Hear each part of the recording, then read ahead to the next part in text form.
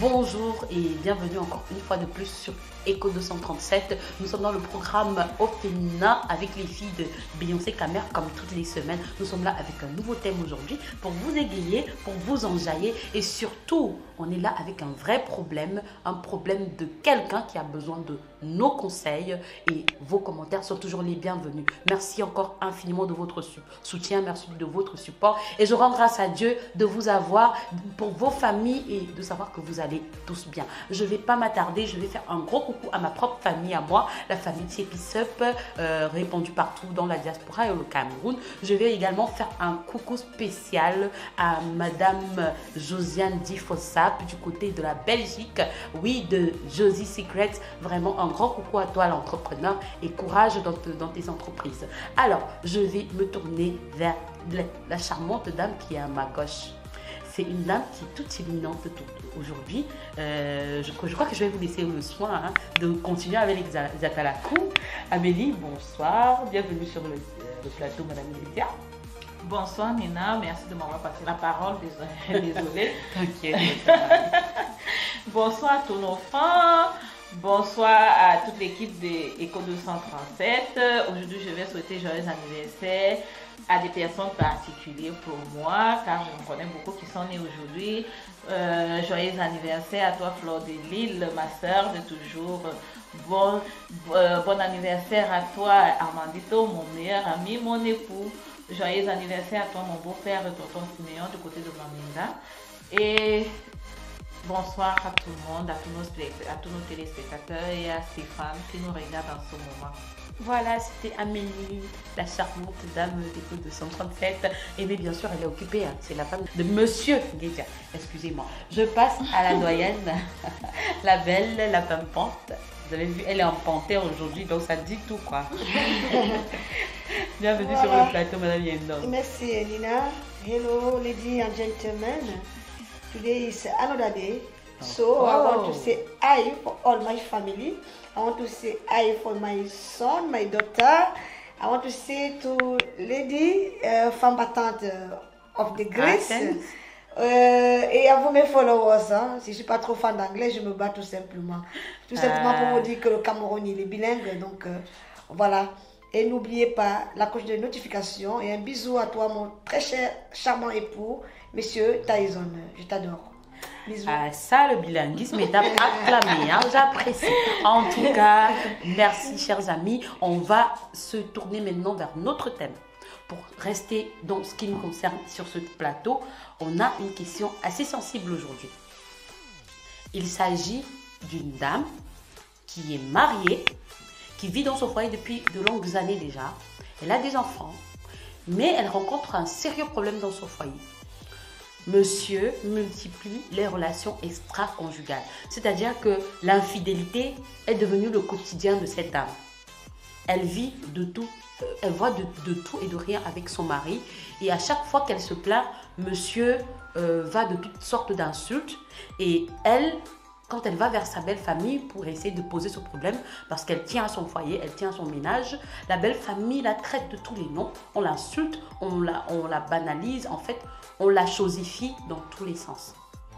Et donc, monsieur a continué à faire son travail. Et comme sa famille le défend toujours, donc il s'est retrouvé, il se sent confortable dans ce style de vie-là. Il méprise sa femme et multiplie les relations. Mais sauf que, comme on dit toujours, il y a une fin à toute chose. Dans sa dernière relation, il s'est mis avec une femme mariée. Il s'est mis, autant pour moi, avec une femme mariée. Et malheur à lui, malheureusement pour lui, si je veux dire comme ça, monsieur, c'est-à-dire le mari de la dame avec qui il trompait sa femme à lui, les a attrapés. Et donc, il a paralysé sa partie intime, c'est-à-dire que son sexe est devenu inactif depuis que le monsieur les a attrapés. Il a paralysé cette partie de lui et donc monsieur ne peut plus rien faire. Monsieur revient vers la femme, il essaie d'expliquer la situation, enfin, vu qu'il n'avait plus le temps de sa femme même déjà, il rentre à la maison et un jour, il prend tout son courage en main, il essaie d'expliquer la situation à la dame. Il dit qu'il est allé déjà vers le mari de cette femme dehors, essayer de demander pardon pour que le monsieur rétablisse sa virilité. Mais ce monsieur a refusé. Il a supplié même la dame avec qui il trompait sa femme de plaider pour lui auprès de son mari. Cette dame dit que son mari lui dit qu'il ne peut rétablir sa virilité que si il vient avec sa femme supplier. Et c'est la seule condition pour que il redevienne un homme comme avant. Donc, il revient donc avec ce problème vers sa femme. C'est la femme qui vient nous poser le problème. Hein. Et elle se demande comment est-ce qu'elle va aller plaider après tous les mépris, après toutes les insultes, tout ce qu'elle a subi de la part de sa belle famille et autres. Comment est-ce qu'aujourd'hui, dans la situation où il se trouve, il faut que ce soit elle qui soit son salut. Pourquoi est-ce qu'elle... Enfin, elle veut savoir comment est-ce qu'elle peut prendre sur elle d'aller plaider, supplier ce monsieur, le mari de l'amant de son mari à elle. C'est assez compliqué, comme vous pouvez constater, de libérer la vérité de son mari. Elle lui a demandé d'aller vers sa famille et il dit, sa famille aussi vient encore une fois de plus l'insulter, la traiter de tout et dire qu'il faut qu'elle aille plaider pour qu'on libère la vérité de cet homme-là. Donc, vraiment les amis, j'espère que vous avez tenu le noyau de l'histoire parce que c'est compliqué. En fait, c'est une femme qui est bafouée à tous les niveaux et qui aujourd'hui doit être celle-là qui doit aller supplier l'amante de son mari ou la tisa, comme on dit chez nous, pour libérer le mari.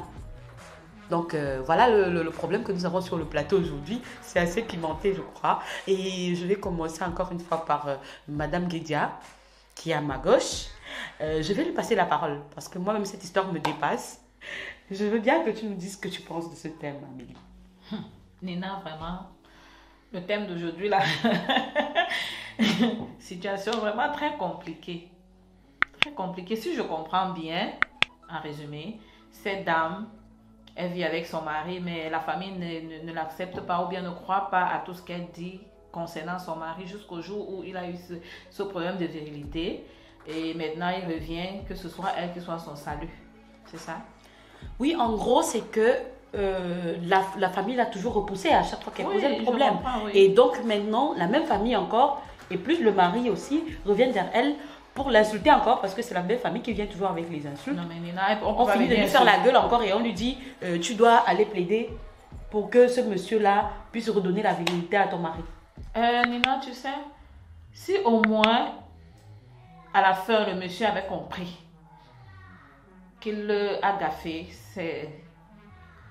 ça m'aurait donné le courage d'aller encore demander les excuses. Mais je ne suis pas sûre que la partie de l'histoire là, je ne suis pas sûre que la fin est comme ça. Parce que si moi je sais que j'ai un problème et que c'est toi qui es mon salut, je ne viendrai pas t'insulter et te demander par orgueil d'aller le faire. Même si c'est quand tu ne pourras pas le faire. Donc ici c'est la belle famille qui insulte la femme. Hein. C'est pas le monsieur. L'histoire ne dit le pas monsieur que encore et ses sœurs. Le monsieur en fait, c'est avant qu'il faisait la gueule quand la femme et depuis qu'il a ce problème, sa famille continue toujours à venir m'insulter. En tout cas l'histoire nous dit qu'il revient. Oui, sa famille est revenue vers la femme pour dire que c'est elle qui doit aller plaider pour qu'on le libère. Mais lui, avant d'aller vers sa famille, est d'abord venu vers sa femme pour lui dire maman, on a dit là-bas que si tu ne viens pas, je suis mort. Je suis mort. Honnêtement, Nina, dans l'aspect normal de la chose, ça ne donnerait pas le courage d'aller demander, d'aller plaider pour lui pour qu'il retrouve sa virilité. Mais personnellement, si je le fais, c'est juste parce qu'on dit tout le monde n'a pas un cœur aussi dur. C'est juste parce que je voudrais qu'il retrouve sa virilité. Mais dans le fond, je ne peux pas dire que je le fais de gaieté de cœur. Je le fais parce que je voudrais être en paix avec mon âme.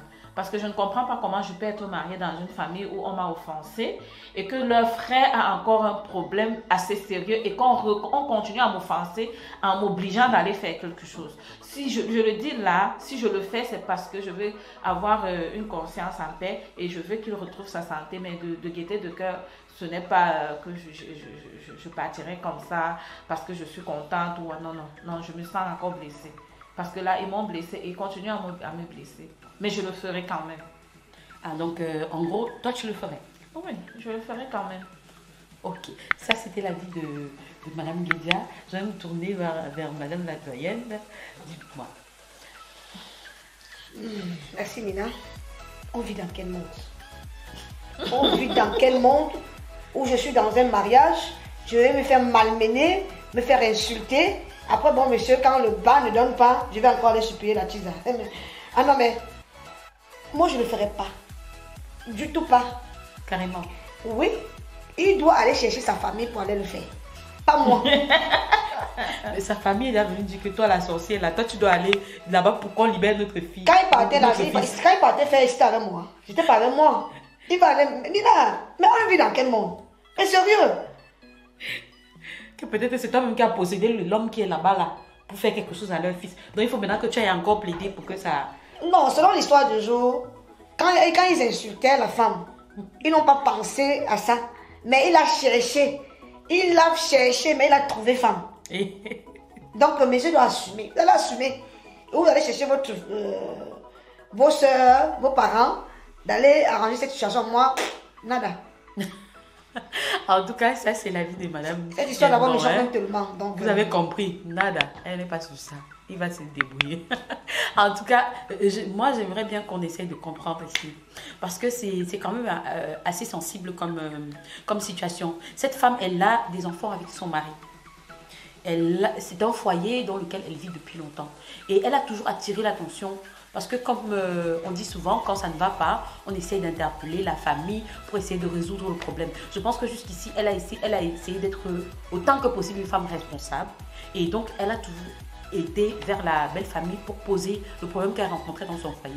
Maintenant, face à cette situation, Amélie, toi tu me dis, toi tu irais vers le monsieur. Mais est-ce que tu ne, vers la dame, je veux dire vers le monsieur qui a fait du mal à ton mari, est-ce que tu ne penses pas que ce serait aussi encore une autre façon de l'encourager à continuer? Parce que qu'est-ce qui nous dit qu'après ça, il ne va pas continuer à faire son travail comme d'habitude, en se disant, bon, quand ça va cuire demain, si ça ne va pas, je peux toujours me retourner vers ma femme.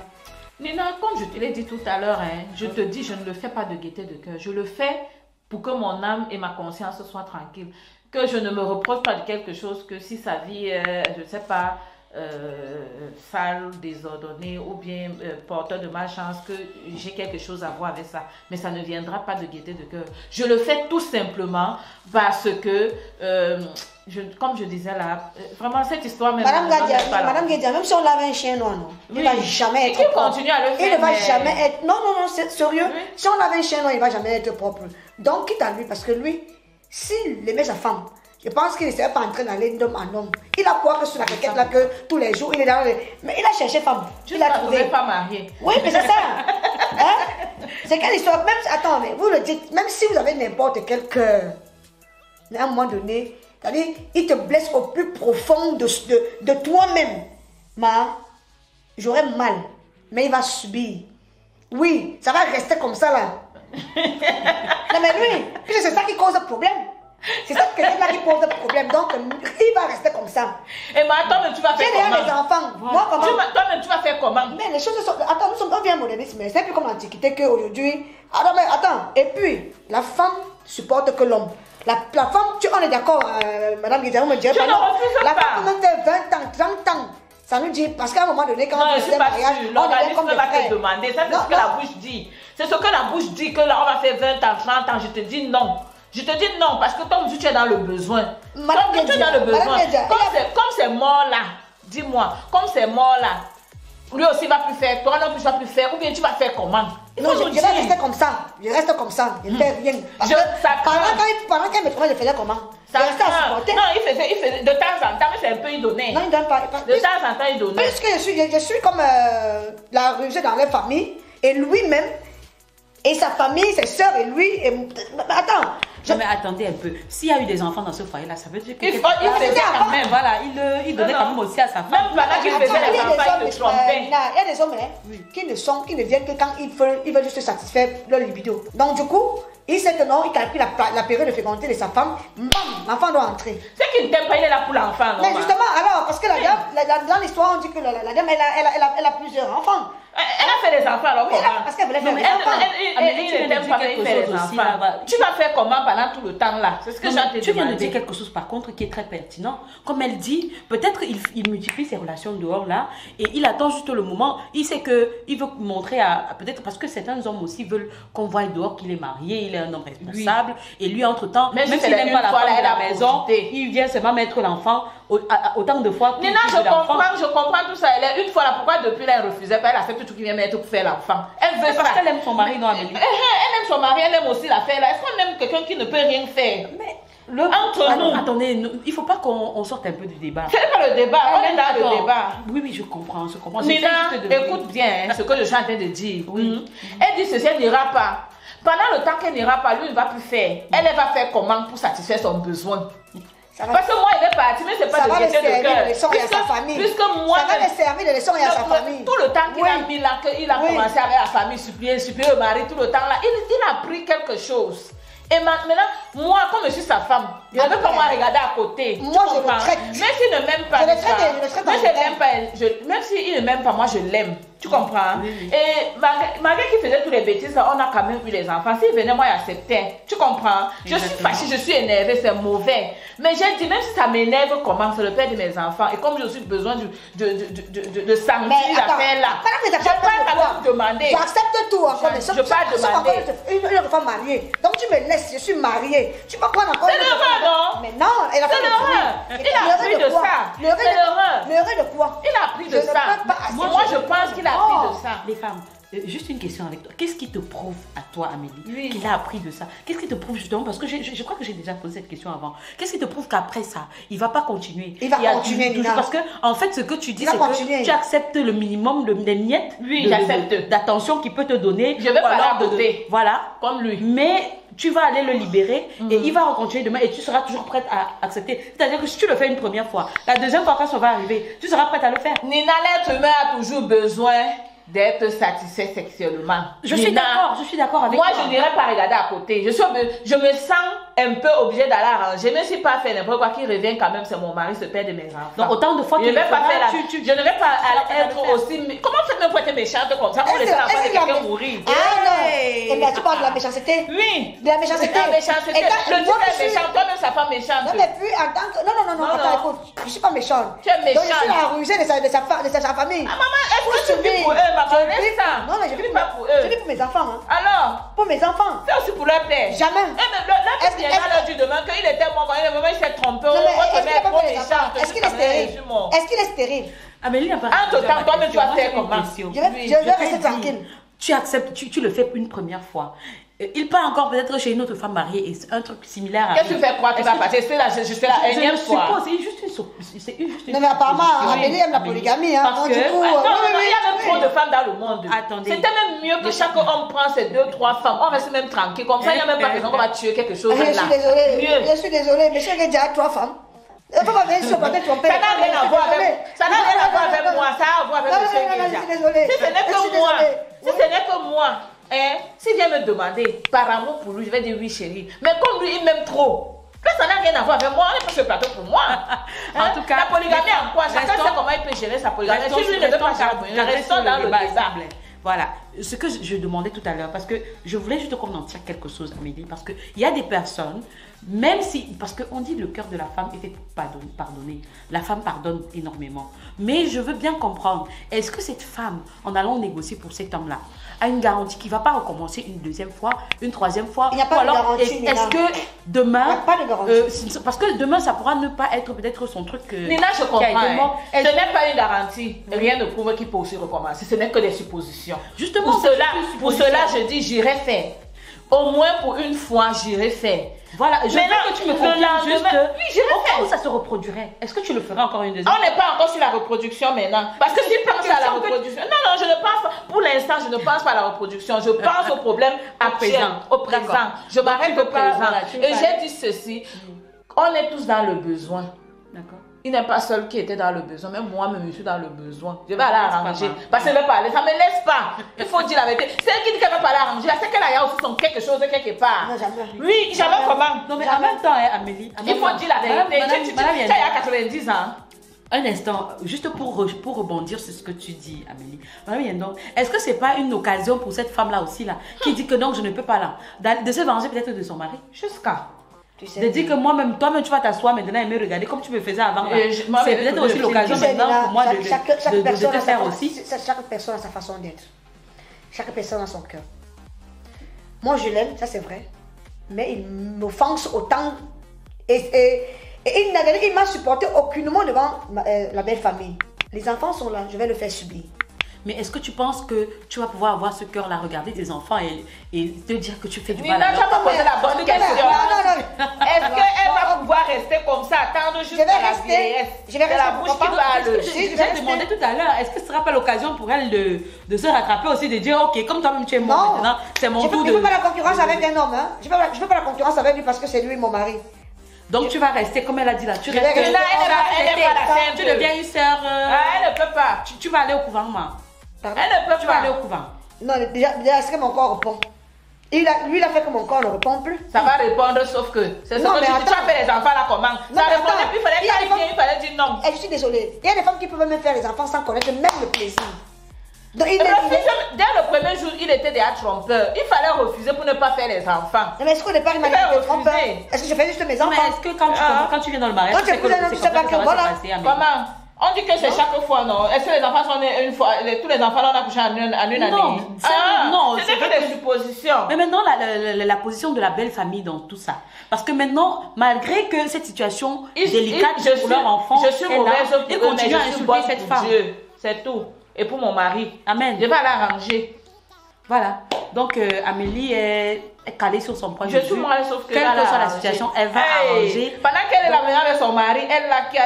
Moi, elle vient maintenant gâter pour moi, elle reste et regarde. Je vais l'arranger, maman, on va rentrer nous arranger. Bon, Amélie, une autre question pour toi. Si tu parles, parce qu'en même temps, tel que nous on est en train de voir dans l'histoire là, la femme elle continue à bien. C'est ça que je ne comprends pas. Vous voulez qu'on nous son mari n'a pas tué son truc. Il a gardé son truc pour bien arranger, mais moi il doit rester comme une veuve qui n'a pas de mari comment. Bon, maintenant à supposer que tu peux arranger et qu'entre temps il continue encore avec la même femme. Nina, c'est que la femme a fait quelque chose, non? Toi aussi tu vois que c'est naturel. Non, disons-nous les vérités. C'est que ce n'est pas naturel. D'élargir des horizons. Non, je comprends, mais Nina, là on a dit que ce n'est pas naturel. Il peut même encore essayer. On ne tombe pas deux fois. Non, tu sais, parce que ce sujet, honnêtement, je ne vais pas vous dire que ça dépasse mon entendement, mais en tant qu'humain, parce que je suis quand même humain, je suis pas quand même insensé. Donc du coup, il faut que je parle parce que je veux aussi faire plaisir aux spectateurs. Il faut quand même que je sois quand même réaliste. Il n'est pas marié avec sa femme. Il est marié, donc du coup. Il n'a pas cherché la femme là. Il n'a pas cherché sa femme. Il n'a pas cherché la femme là. C'est lui qui dit à sa femme que sa femme va le. Je serai obligée d'arranger ma part. Mais oui, non, ça c'est clair. Et si après il continue encore avec elle, toi. Donc si ça va faire quelque chose à la vocale là, il y a un problème. Ça peut pas être simple, Nina. Non, ça peut pas être simple. Puisque tout nous démontre qu'il n'y a même pas d'abord la simplicité. Un homme est avec sa femme qui le trompe, il tue le quelqu'un de l'autre, mais il ne cherche même pas sa femme. Il continue à la garder. Il dit que moi j'aime sa femme. Non. Ah! Donc, moi j'aime mon mari. Tu dois rattraper le coup. Oui. En tout cas, chers amours, vous voyez que tous les jours, il y a des situations vraiment très très compliquées ici dehors. Vraiment, il y a des choses que même débattre, tu ne sais plus quoi dire. Oui. Mais sinon, j'espère que vraiment cette sœur a pu tirer quelque chose de ce que nous avons dit sur ce plateau aujourd'hui. C'est ton époux, c'est le père de tes enfants et je pense que tu as tout à gagner parce que tu es son remède en quelque sorte en ce moment-ci. Donc c'est juste une question d'humilité. Je pense que cet homme-là aussi, lui sachant la situation dans laquelle il doit s'humilier et il doit parler à sa famille pour venir plaider même sa cause auprès de sa femme parce que cette famille a assez banalisé cette dame-là et elle mérite quand même un peu de considération de leur part. Même beaucoup de considération d'ailleurs parce qu'elle est restée supporter toutes ces infidélités de cet homme-là. C'est une femme qui tient à son foyer. Donc, mesdames, juste pour... on tend à la fin, donc un mot pour terminer, Madame Yedno. Oui, chère Madame, ce que je veux dire en quelques secondes, c'est que il faut être humain, il faut penser à tes enfants, parce qu'on va bien le dire, on va bien discuter, mais à les laisser comme ça, ce serait méchant. Donc, essaie tout simplement de le prendre comme un frère, parce qu'après autant d'années de mariage, à un moment donné, on se familiarise. Donc, ne regarde pas tout seulement ce côté d'infidèle, mais regarde ce côté de frère, de père, etc. Donc, on va prendre ton nom. Va racheter le kéké de tonton. Maman Amélie, dites-nous. Vous Dites-nous voyez, quelque non. chose pour conclure, non? Je dis depuis le début que nous sommes des humains. Donc, on ne peut pas regarder quelqu'un, même si ce n'est pas ton mari, même si ce n'est pas ton frère, tu ne peux pas regarder quelqu'un qui a sa partie sensible, qui le fait vivre, le laisser mourir comme ça. Donc, chérie, c'est ton mari, c'est vrai, il t'a humilié de toutes les façons. Et je crois qu'avec ça, peut-être tu gagneras un point avec ta belle famille, bien que tu ne vis même pas pour eux. Donc, va libérer ton mari, ma chérie. Voilà. Va prendre Dagobert. Va libérer Dagobert. En tout cas, j'espère que vous avez pu tirer quelque chose de ce débat. Nos chers amours, laissez vos commentaires, vos avis sont toujours les bienvenus. Ton homme, c'est d'abord ton bébé. C'est comme ton enfant qui te donne une gifle ou qui fait quelque chose de stupide. Tu ne vas pas le laisser mourir parce qu'il a été stupide. Tu vas toujours lui donner d'abord, quand il se casse le bras, tu soignes d'abord son bras avant de réfléchir, même si tu vas lui tirer les oreilles derrière. C'est ton premier bébé, maman, donc va sauver ton bébé et ramène-le à la maison en espérant qu'il tirera une belle leçon de cette situation-là. Merci de nous avoir regardés, chers téléspectateurs. Merci d'avoir été avec nous. Restez scotchés, nous serons là encore avec vous la semaine prochaine pour un autre débat toujours plus pimenté et toujours plus compliqué, parce que nous on a des histoires toujours très compliquées. Donc s'il vous plaît, likez, partagez, abonnez-vous, nous comptons énormément sur vous. Restez scotchés sur Eco 237. Au plaisir de vous retrouver la semaine prochaine. De gros bisous à vous. Bye Bien des choses à bye. votre famille. On À vous très love. bientôt. Nous vous aimons beaucoup. We love you.